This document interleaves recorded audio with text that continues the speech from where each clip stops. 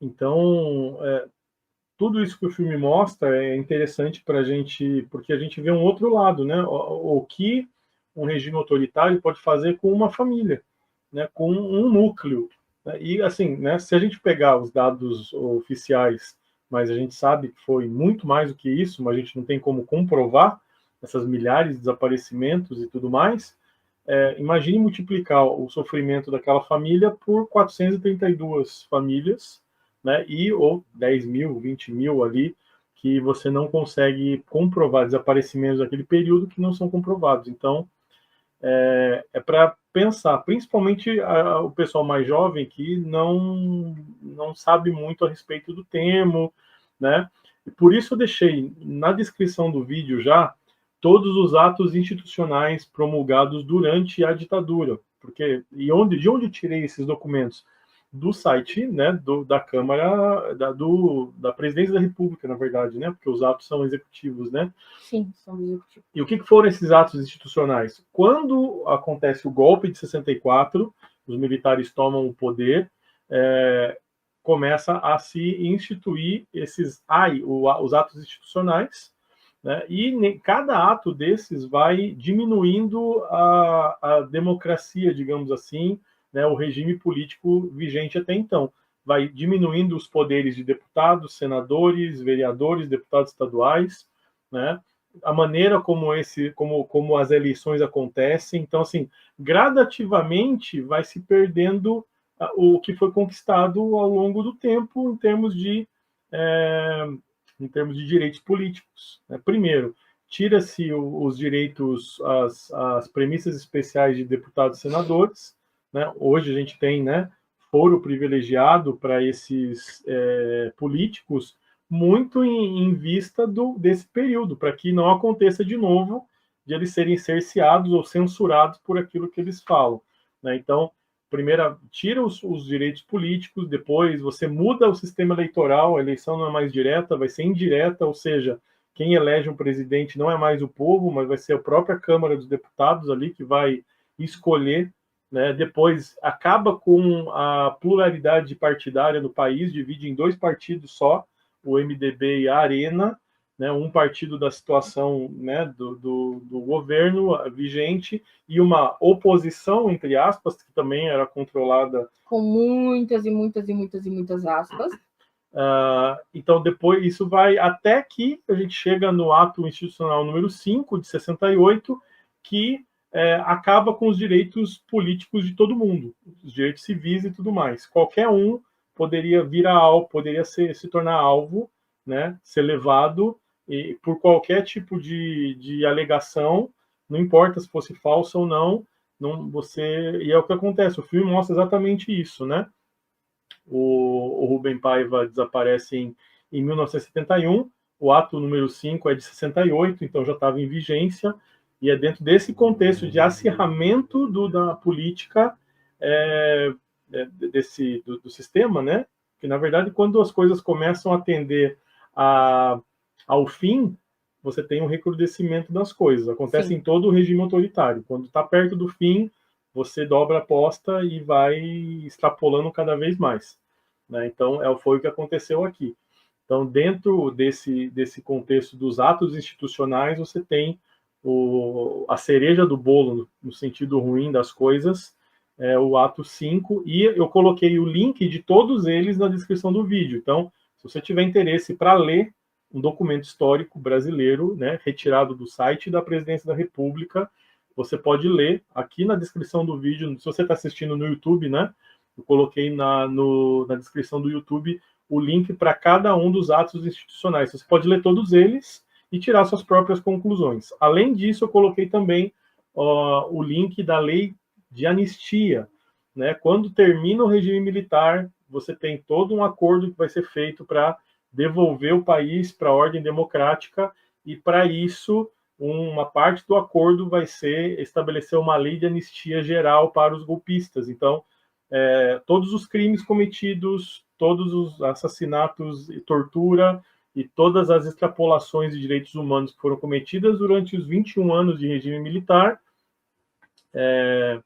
serão revogados com a lei de anistia. Aí eu já acho errado. Então foi o que Porque daí ninguém pagou pelo que fez. Torturaram quem quiseram, mataram quem quiseram. Vão falar, mas daí teve guerrilha também, teve gente que pegou em arma, porque teve uma época, né, do regime onde as pessoas que se revoltavam com o regime se reuniram e criaram guerrilhas para tentar derrubar o regime de outra forma, para fazer com que a opinião pública internacional conseguisse ver o que está acontecendo aqui. Aí eles começaram, então, a sequestrar embaixadores de outros países, né, para chamar a atenção da opinião pública internacional, para fazer com que os outros países olhassem para a perda de direitos, né, que estava acontecendo dentro do Brasil, para o fim da democracia que aconteceu aqui, né, e tudo mais. E então houve muita coisa ruim, óbvio, né? E a anistia também todos esses. Sim. Tanto aqueles que foram os torturadores, aqueles que tiveram que colocaram em prática todos esses atos institucionais e que mataram pessoas através da tortura, através da prisão, mas também desses outros que foram os revolucionários da causa que tentaram derrubar o regime através dessas guerrilhas, desses sequestros, por exemplo, e tudo mais, né? Então, mas por que eu falei que a anistia, na época que se abriu o Brasil novamente e que o Brasil foi devolvido à democracia, foi necessário para pacificar, para fazer com que a coisa andasse. Então, a lei de anistia foi necessária.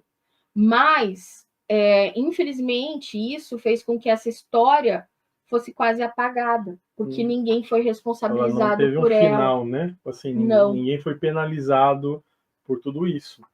Todos esses... A Argentina conseguiu fazer isso. Sim, tem um filme, qual é o nome do filme? Gente, é excelente, o filme do julgamento dos generais, né?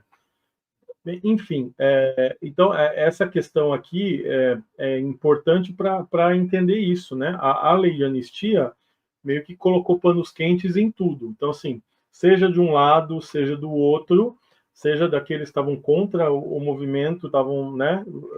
Também cometeram crimes, né? Através de pegar em armas para, enfim, tanto quanto aqueles que fizeram parte do governo militar, ninguém pagou por nada.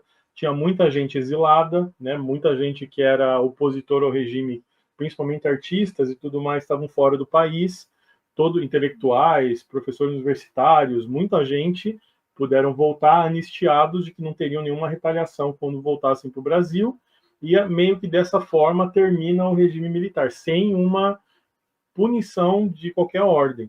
Né? Então, assim, todos esses que fizeram torturaram, mataram durante o regime, continuaram dentro do exército, ganhando seu salário durante toda a vida, descendentes, né? As filhas desses generais continuaram recebendo pensão depois da morte deles, ou seja, né, nós pagamos a vida toda como se nada tivesse acontecido. Então, esse foi o resultado do nosso regime. Foi assim que a gente conseguiu lidar para encerrar esse período, né, da nossa história. Qual que é o problema disso ter acontecido, né? Porque como não teve punição para ninguém, você pode passar um ciclo e você pode experimentar de novo a mesma coisa, porque ninguém foi punido de fato lá, né? E, claro, esse tipo de exemplo, ele vai movendo a história, né? Então, volta e meia, se a gente não tomar cuidado, a gente pode fragilizar a nossa democracia, que ainda é extremamente infantil, digamos assim, né? Que é assim, o regime militar acaba e nós vamos ter uma Constituição que vai ser chamada Constituição Cidadã, né?